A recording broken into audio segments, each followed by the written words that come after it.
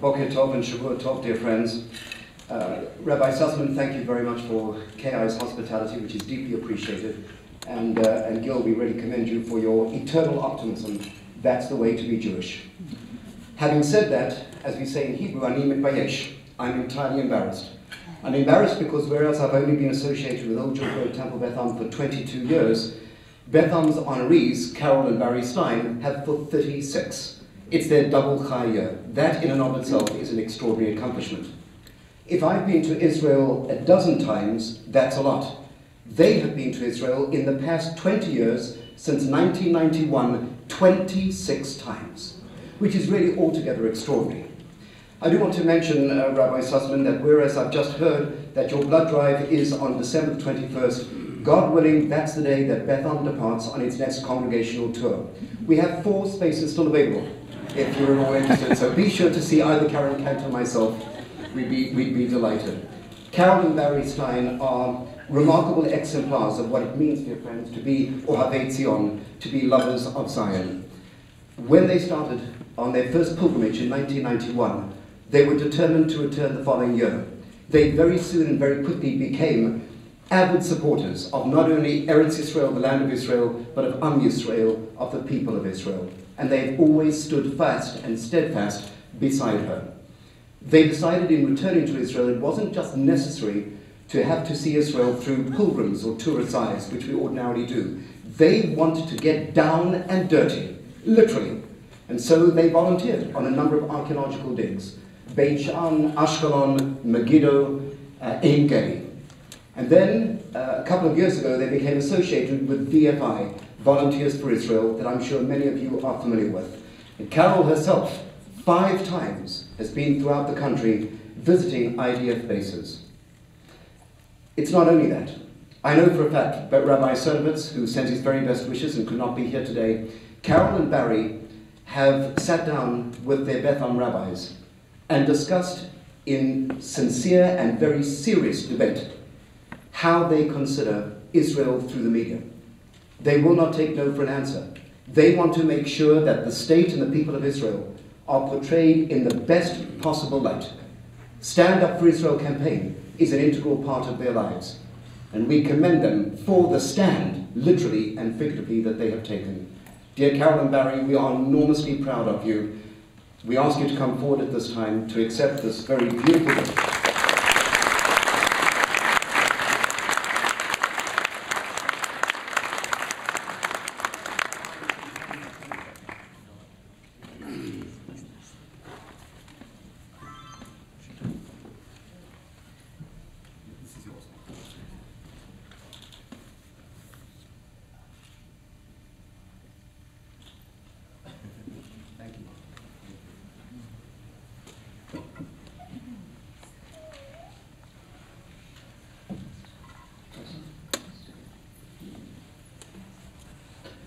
Well, Rabbi Lee, thank you. You've anticipated a number of things that we're going to say, but we'll do it anyway. We've redundant.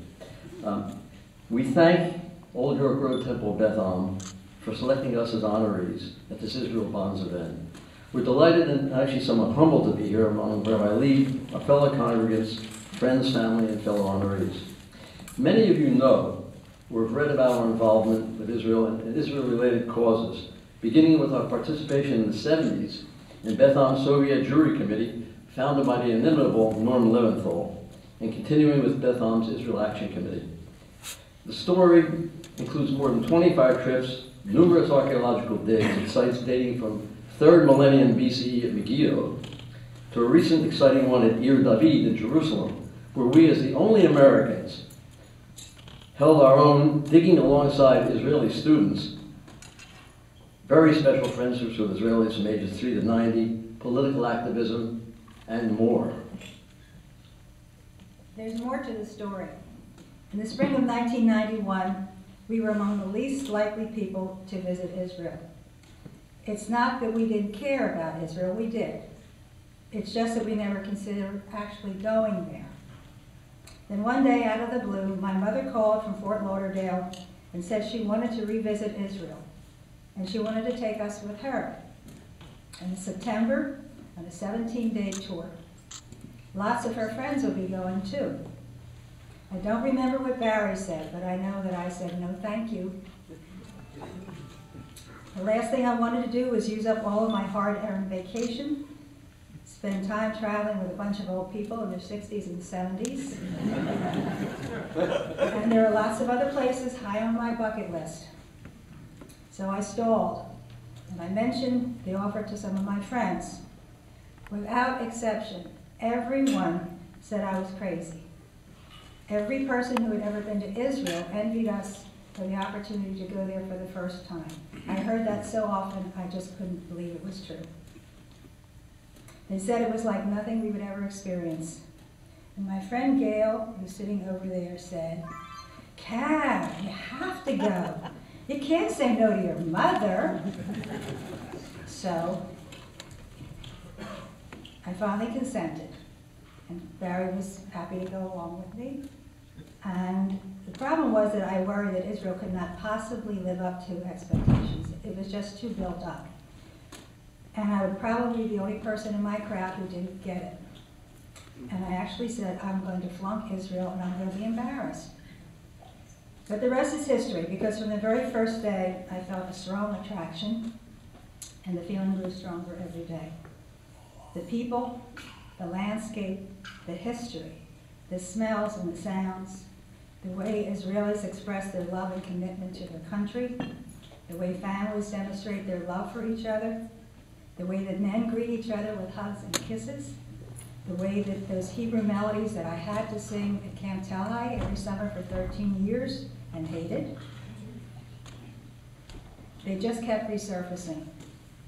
And then there was the uncanny way that I felt more at home there than I'd ever been here. And I was in love. When we came home, we conscientiously made it our mission to tell everyone what we'd experienced and do what we could, within reason, to pique the interest of others so that they, too, would make a trip to Israel a priority. Being part of Volunteers for Israel, which enables Americans to volunteer in non-combat roles on Israeli military bases, was and is a perfect way to do this. So is Carol's helping Amy Holtz with JerusalemOnline.com and the Step Up for Israel campaign to raise awareness of the sinister anti-Israel and anti-Semitic movements on our kids' college campuses. And it creates innovative courses and films to educate our kids and communities about Israel and Judaism. Also, we're involved in Hannah's reporting at AIPAC. In 1991, we had no idea what we were getting ourselves into. We had 3 daughters, full-time jobs, parents, and each other to worry about. Now we've added a whole other country, and our lives have never been the same. And all we can say is, thanks, Mom. We wouldn't have it any other way. Thank you. Thank you.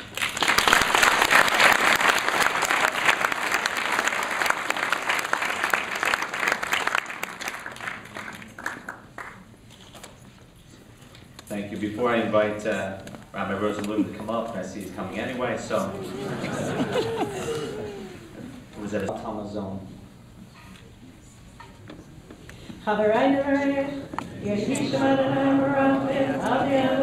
Either for to be a scientist or to have a science-related profession. Well, obviously, people push very hard for this, use an acronym now, STEM.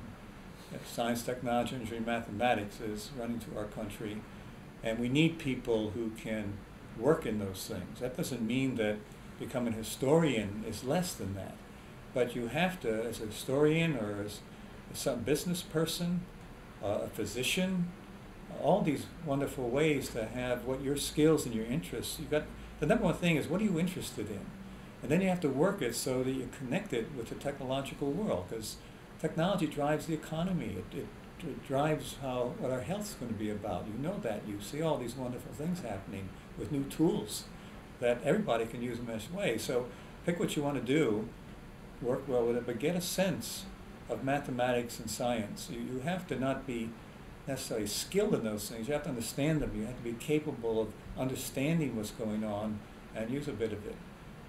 So you really have to have that in your curriculum. As you do history of our country and and learn a little bit about our laws. We live in an environment of law. So it's the same way, look at the same way, that science and math are as important as that. Thank you. You have an advanced degree, and you talked to us about the amount of time that you spent to get where you are. But is it necessary to have a PhD to find a position in a company or in a university? It's not necessary to get a PhD in the sense of just having a PhD. You can be someone in a company. We know there are people running companies who dropped out of school, but they have to develop skills in some way. So a PhD, many CEOs are PhDs. A PhD helps you really dig deep into an issue. That's where the word discipline comes from. You get a discipline to really know how to get at the truth, at the value of knowing how something really works and how you can use it that way. It's a good skill to have. Now, to go to university, to be a professor, you need a PhD, yes, because you are part of what a university is about. They're discovering new knowledge. You do the research to do that, because we need new knowledge to take into the marketplace. We need new knowledge to find out how we work as human beings so we can have better health and so on. And that takes a lot of effort into deeply getting into something to get a PhD. So you need that because the university has that. But in industry, you don't. If you have it, the only thing a PhD really brings to you overall as just a general citizen is you've learned really rigorously how to get at the truth of something.